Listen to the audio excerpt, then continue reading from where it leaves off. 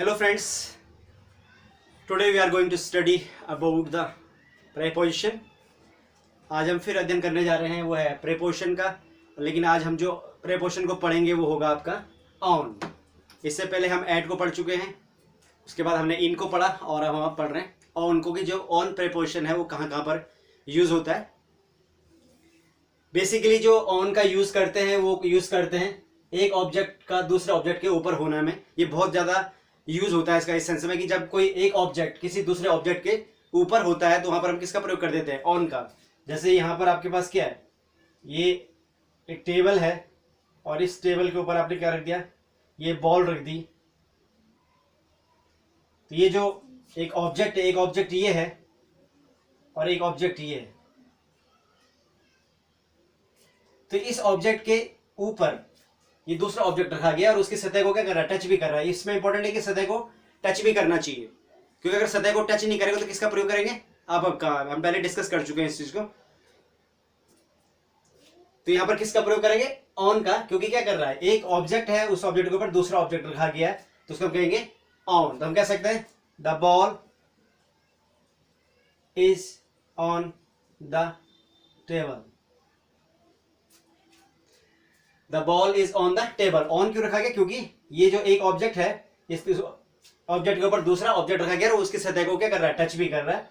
ठीक है, इसलिए हम क्या कह देंगे इसके, ऑन। जैसे हम कह सकते हैं कि Ram is sitting on the roof. कि जो राम है वो कहां बैठा है, छत के ऊपर बैठा है। तो ये इसको के ऊपर के सेंस में यूज करते हैं कि जो राम हो किसके ऊपर बैठा है, छत के ऊपर बैठा है, के ऊपर। जो बॉल है वो किसके ऊपर है, के ऊपर। तो जो बॉल है वो टेबल के ऊपर है, राम छत के ऊपर है, ऑन। तो के ऊपर के सेंस में यूज करेंगे ऑन का। ये बहुत ज्यादा यूज होता है इसका, लेकिन शर्त यह है कि ऑन तब यूज करेंगे जब जो ऑब्जेक्ट ऊपर से रखा गया वो दूसरे ऑब्जेक्ट की सतह को टच भी करता हो। क्योंकि अगर सतह को टच नहीं करेगा तो फिर हम क्या कहेंगे, उसे अब कहेंगे। क्योंकि अगर यहां पर ये टेबल है और यहां पर अगर ये बॉल है, सब ये किसी से लटकी हुई है, ये यहां पे है, इसके ऊपर है, यहां पर हमने किसी चीज से लटका के इस बॉल को इस पेज के ऊपर ले आए, तो यहां पर हम किसका प्रयोग करेंगे, ये भी ऊपर है, लेकिन यहां पर हम किसका प्रयोग करेंगे, अब का। क्योंकि यहां पर जो ये ऑब्जेक्ट है और ये जो दूसरा ऑब्जेक्ट है, ये ऑब्जेक्ट इस ऑब्जेक्ट को क्या नहीं कर रहा, टच नहीं कर रहा। तो यहां पर हम किसका प्रयोग करेंगे, अब का। तो यहां पर ये क्या कहेंगे, this ball is above the table.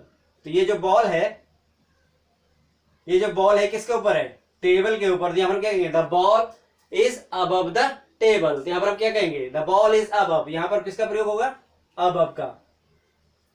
The ball is above the table. और अगर कोई चीज किसी चीज की सतह को पूरा कवर कर रही है, दो क्षेत्र से पूरा का पूरा, यहां से दो एरिया से कवर कर रही है, तो किसका प्रयोग करेंगे, ओवर का। ये हम डिस्कस कर चुके हैं। अब हम अगला लेते हैं कि जो ऑन का प्रयोग करते हैं वो दूसरी जगह कहां होगा, उसको देख लेते हैं।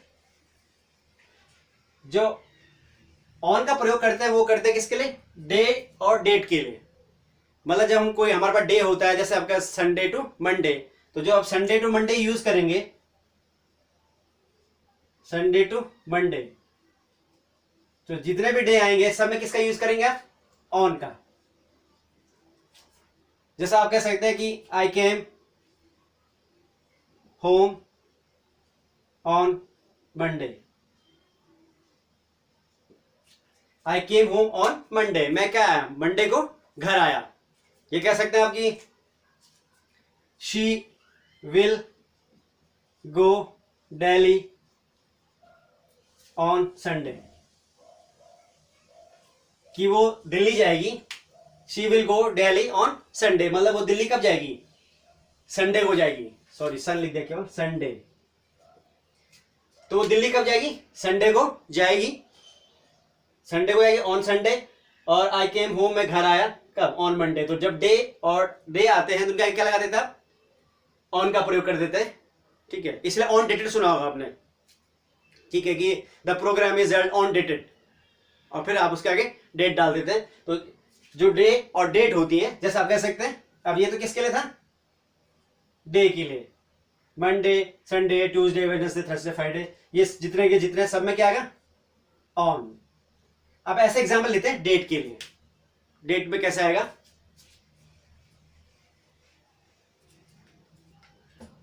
जैसा आप कह सकते हैं कि इंडिया गॉट इंडिपेंडेंस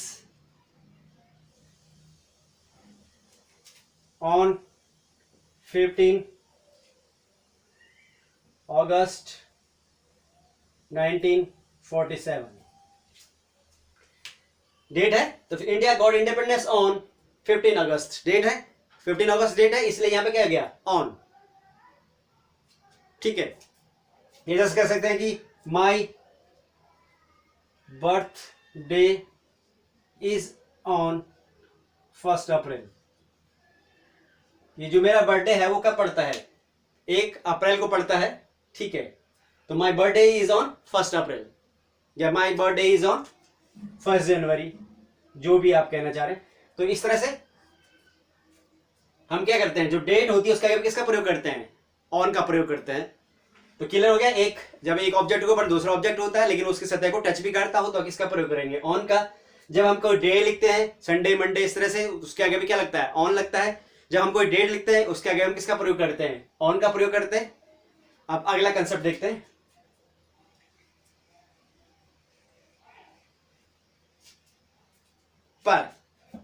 पर के सेंस में अब ये भी काफी यूज होता है। जैसे आप कहेंगे कि भाई मैंने आपका प्रोग्राम टेलीविजन पर देखा, कि वो अभी फोन पर है। ठीक है, तो वहां पर हम किसका प्रयोग करेंगे? ऑन का। ठीक है, जैसे आप कह सकते हैं I saw your program on television.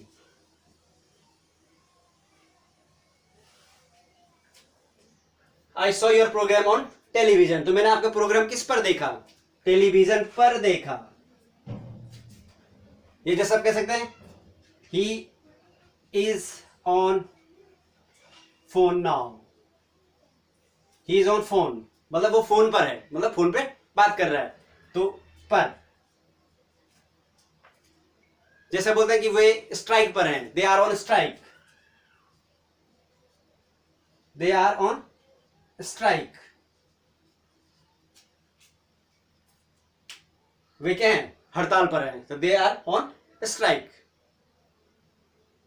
जैसे वो अपने जैसे इस तरह से आप यूज कर सकते हैं। जैसे आप कैसे ऑन फुट, वो अपने पैरों पर है, पैरों पर खड़ा हो गया, is on foot, he is on foot, बोलते हैं इस तरह से। तो जब आप क्या करते हैं, पर के सेंस में यूज करेंगे तो किसका यूज करेंगे आप? ऑन का। इसी तरह से आप किसी विषय के संबंध में, किसी विषय से रिलेटेड जब आप बात कर रहे होते हैं तो वहां पर आप किसका प्रयोग करते हैं? ऑन का प्रयोग करते हैं। ये समझ में आ गया होगा शायद आपको कि क्या करेंगे जब आप क्या करते हैं पर के सेंस में। ही इज ऑन टेलीविजन, जैसे आप कह सकते हैं ही इज ऑन आई, जैसे आप कह सकते हैं कि I held the news on radio. मैंने जो ये न्यूज है वो किस पे सुनी? रेडियो पे सुनी। तो आई हेल्ड द, मैंने जो न्यूज है वो किस पर सुनी? रेडियो पे सुनी, ऑन रेडियो, रेडियो पर।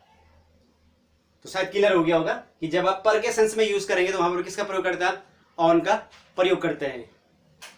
तो एक ऑब्जेक्ट के ऊपर दूसरा ऑब्जेक्ट, एक कंसेप्ट, दूसरा डे के लिए, तीसरा डेट के लिए, चौथा पर के सेंस में ऑन टेलीविजन, ठीक है, on radio, on phone, on strike, on foot. ठीक है, इस तरह से आप यूज करेंगे ऑन का। इस तरह से और भी सारी चीजें आ जाती है जहां पर आप ऑन का प्रयोग कर सकते हैं। अगला जो है वो है आपका, जब किसी विषय से रिलेटेड आप बात करते हैं, किसी विषय के संबंध में,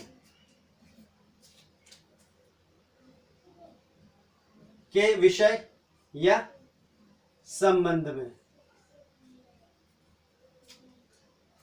अब के विषय या संबंध में जैसे आपने कहा भाई कि I am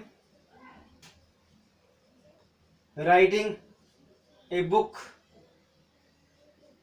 on physics.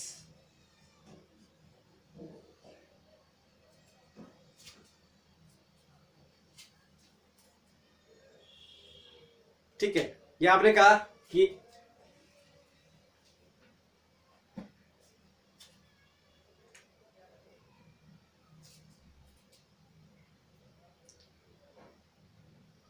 The news is on कोविड-19,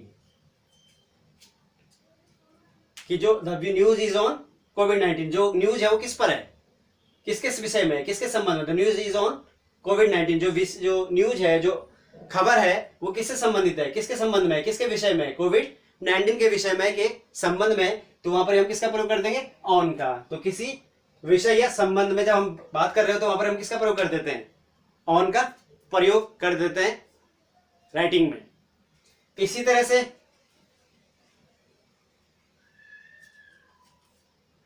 एक जो और इंपॉर्टेंट चीज और थोड़ा अपवाद है, जैसे आप कह सकते हैं जब आप किसी चीज को ऊपर के सेंस में या पर के सेंस में यूज करते हैं, जैसे आप कह सकते हैं he is going to school on bus, या ऑन द बस, या ऑन बस, ऑन द बस कह सकते हैं, ठीक है। तो he is going on the, he is going to school on the bus, या he is going to school on bus, या ही इज, यहां पर क्या कह सकते हैं, बस के बजाय आप क्या कह सकते हैं, ट्रेन भी कह सकते हैं।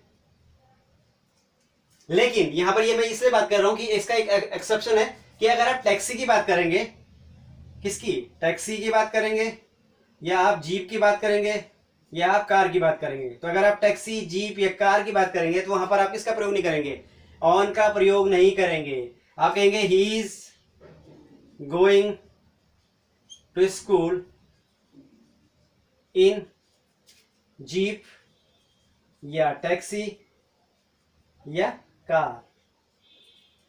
अगर यहां पर आपके लिए अपवाद एक्सेप्शन है इसका कि टैक्सी, जीप या और किसके लिए, कार के लिए आप किसका प्रयोग करते हैं, इनका प्रयोग करते हैं, पजेसिव कह सकते हैं, जो मतलब जो इसको आप पजेस कर सकते हैं, ठीक है, उस सेंस में इसको यूज किया जाता है। लेकिन ये इसका एक्सेप्शन है कि जीप, टैक्सी और आप किसके, कार के साथ किसका प्रयोग करेंगे, इनका, ऑन का प्रयोग नहीं करेंगे। बाकी आप कर सकते हैं, आप बाईसाइकिल कहेंगे ऑन बाईसाइकिल, ठीक है, आप कह सकते हैं ऑन बाइक, ठीक है, ऑन बस, ऑन ट्रक, ठीक है, ऑन ट्रेन, ठीक है, ऑन एरोप्लेन। तो जिसकी बात आप कर रहे हैं, ऑन फुट, सब में आप किसका प्रयोग करेंगे, ऑन का। लेकिन जीप, टैक्सी, इसके लिए आप किसका प्रयोग, कार के लिए किसका प्रयोग करेंगे, आप प्रयोग करेंगे ऑन का, ठीक है। ये एक्सेप्शन है और ये कंपटीशन में भी काफी ज्यादा पूछा जाता है, ठीक है। यहां तक कि आप जो पजेसिव आपके प्रोनाउन होते हैं उनके आगे भी यूज करें, जैसे पजेसिव प्रोनाउन समझ रहे हैं, जैसे आप कह सकते हैं he is going to school in his jeep या टैक्सी या कार। ये पजेसिव प्रोनाउन है। पजेसिव प्रोनाउन क्यों कह रहे हैं इसे, sorry, possessive adjective, not a pronoun, sorry. ये पजेसिव क्या है, एडजेक्टिव है, प्रोनाउन नहीं है, ठीक है। तो ये जो पजेसिव एडजेक्टिव क्यों है, क्योंकि क्या कर रहा है, ये इस पे क्या दिखा रहा है, पोजीशन, कब्जा दिखा रहा है, किस पे, जीप है। जीप किसकी है, मेरी है, ठीक है। तो ये क्या है, इसका पजेसिव एडजेक्टिव है। तो पजेसिव एडजेक्टिव से आगे भी किसका प्रयोग कर सकते हैं, he is going to school on, is on his, sorry in ही आएगा, इन हिज जीप, टैक्सी या कार। तो ये पजेसिव, मतलब इन जीप भी कह सकते हैं, he is going to school in jeep, ये भी सही है, या he is going to school in his jeep. यहां पर ये क्या है, पजेसिव एडजेक्टिव है। तो पजेसिव एडजेक्टिव से आप किसका प्रयोग करेंगे, इनका प्रयोग करेंगे, किसके लिए, जीप, टैक्सी और कार के लिए। और ऐसे ही यहां पर भी हो सकता है, he is going to school on his bus, ठीक है, यस, आप कह सकते हैं साइकिल या किसी और चीज के साथ, या ऑन हिज फुट भी कह सकते हैं। तो he is going to school on his bus, on his cycle, on his foot. तो ये क्या है, पजेसिव एडजेक्टिव है हिज। तो इसका आप किसका प्रयोग करते हैं, इस तरह के प्रीपोजिशन यूज कर सकते हैं। लेकिन ध्यान दीजिएगा कि अगर जीप, टैक्सी और कार की बात हो रही है तो वहां पर आप इन का प्रयोग करेंगे, न कि ऑन का। और इसके अलावा आप ऑन का प्रयोग करेंगे। शायद ये कंसेप्ट आपको क्लियर हो गया होगा।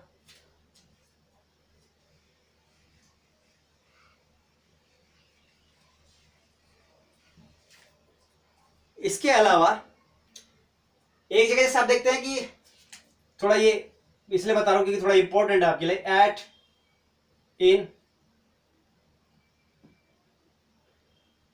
और आपका ऑन। अब देखिए इन का जो प्रयोग करते हो किसके लिए करते हैं, अंदर के लिए। He is in the room. जब किसी के अंदर कोई चीज होती है, ही इज एट होम। अब यहां पर एट का प्रयोग कब कर रहे हैं?